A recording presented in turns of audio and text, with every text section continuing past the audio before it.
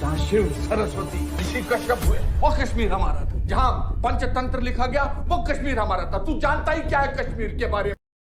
19 जनवरी 1990 के दिन कश्मीर के इतिहास का सबसे काला अध्याय लिखा गया। अपने ही घर से कश्मीरी पंडितों को बेदखल कर दिया गया। सड़कों पर नारे लग रहे थे कि कश्मीर में अगर रहना है अल्लाह अकबर कहना है। नमस्कार दोस्तों, हमारे चैनल में आपका स्वागत है। अगर आप हमारे चैनल पर नए हैं तो हमें सब्सक्राइब करके नोटिफिकेशन बेल ऑन कर लें, जिससे कि आपको हमारी आने वाली हर वीडियो की नोटिफिकेशंस बकायदा मिलती रहे। तो चलिए शुरू करते हैं।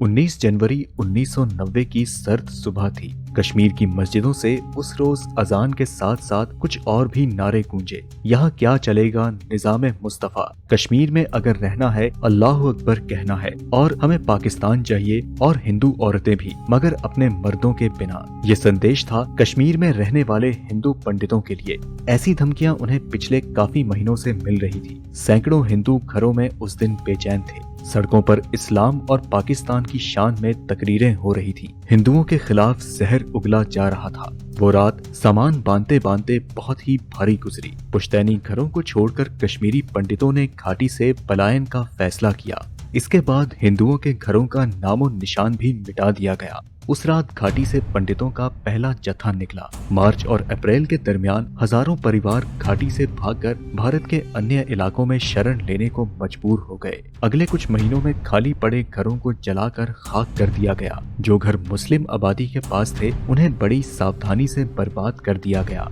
कश्मीरी पंडित संघर्ष समिति के अनुसार जनवरी 1990 में घाटी के अंदर 75,343 परिवार थे। 1990 और 1992 के बीच 70,000 से ज्यादा परिवारों ने घाटी को छोड़ दिया। एक अनुमान है कि आतंकियों ने 1990 से 2011 के बीच 399 कश्मीरी पंडितों की हत्या की, और पिछले 30 सालों के दौरान घाटी में मुश्किल से 800 हिंदू परिवार बचे हैं। अगर आंकड़ों से कश्मीरी पंडितों का दर्द बयान हो पाता तो समझिए 20वीं सदी की शुरुआत में लगभग 10 लाख कश्मीरी पंडित थे, और आज की तारीख में मुश्किल से 9,000 भी नहीं है। 1941 में कश्मीरी हिंदुओं की आबादी का हिस्सा 15% था। 1991 तक उनकी हिस्सेदारी सिर्फ 0.1% रह गई थी। जब किसी समुदाय की आबादी 10 लाख से घटकर 10,000 से भी कम रह जाए तो उसके लिए एक ही शब्द है, और वो है नरसंहार। हिंदुओं की हत्या का सिलसिला 1989 से ही शुरू हो चुका था। सबसे पहले पंडित टीका लाल टपलू की हत्या की गई। श्रीनगर में शरेआम टपलू को गोलियों से भून दिया गया। वे कश्मीरी पंडितों के बड़े नेता थे, जिसके बाद आरोप जम्मू कश्मीर लिबरेशन फ्रंट के आतंकियों पर लगा, लेकिन कभी किसी के खिलाफ मुकदमा नहीं हुआ।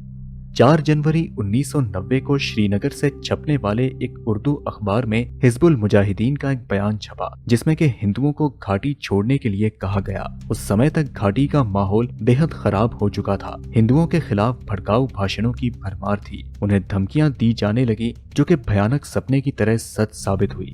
इसके बाद दीवारों पर पोस्टर्स लगाए गए कि हिंदुओं कश्मीर छोड़ दो। हिंदू घरों पर लाल घेरा बनाया गया। उसके बाद श्रीनगर के कई इलाकों में हिंदुओं के मकान आग के हवाले कर दिए गए। हिंदू महिलाओं को तिलक लगाने पर मजबूर कर दिया गया। उनके साथ बलात्कार की वारदातें आम हो चुकी थीं। आतंकी लोग AK-47 लेकर किसी भी घर में घुस जाते और लूटपाट और अत्याचार करते। इतना ही नहीं, वहाँ की घड़ियों को पाकिस्तान स्टैंडर्ड टाइम के हिसाब से सेट करवाया जाने लगा। पिछले 31 सालों में कश्मीरी पंडितों को वापस से घाटी में बसाने की कोशिशें हुई हैं, लेकिन बदकिस्मती से नतीजा 0 रहा। 1992 के बाद वहां पर हालात और खराब होते गए। हिंदुओं को भी इस बात का एहसास है कि अब घाटी पहले जैसी नहीं रही।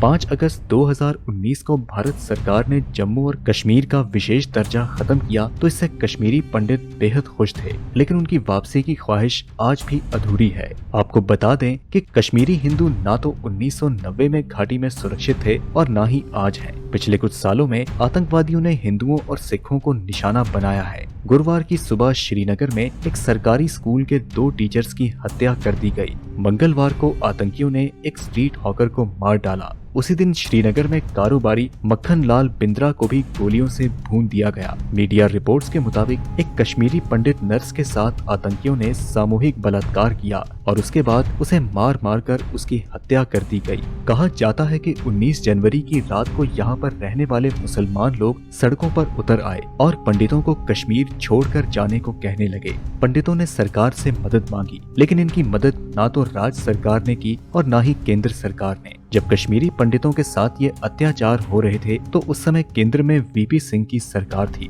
और राज्य में फारूक अब्दुल्ला की सरकार थी। लेकिन केंद्र और राज्य सरकारों में किसी ने भी कश्मीरी पंडितों की किसी भी तरह से मदद नहीं की। इस समय कश्मीर में कश्मीरी पंडित ना के बराबर हैं, लेकिन सरकार दोबारा से इन्हें घाटी में बसाने की कोशिश कर रही है।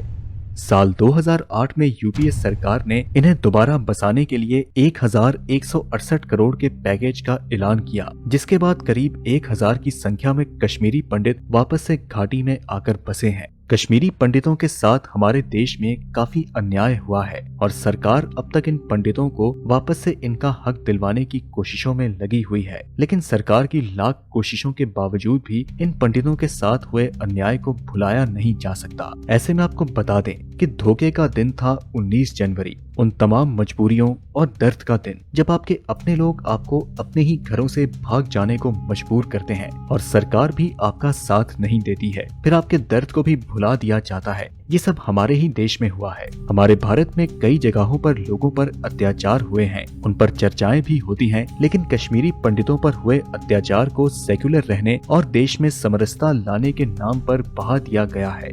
ये सच है कि माइनॉरिटीज के साथ बहुत बार दुर्व्यवहार हुआ है, लेकिन ये भी सच है कि कश्मीरी पंडितों के साथ भी उतना ही दुर्व्यवहार हुआ है। ऐसा लगता है कि हमारा सिस्टम खुद से ही डरता है। हमें यकीन है कि हम लोग अपने लोगों को बचा नहीं पाएंगे, इसलिए हम ये भी मानने से डरते हैं कि कश्मीरी पंडितों के साथ बुरा हुआ है, क्योंकि मन में डर होता है कि फिर बाकी जगहों पर लोग मुसलमान को तंग करने लगेंगे।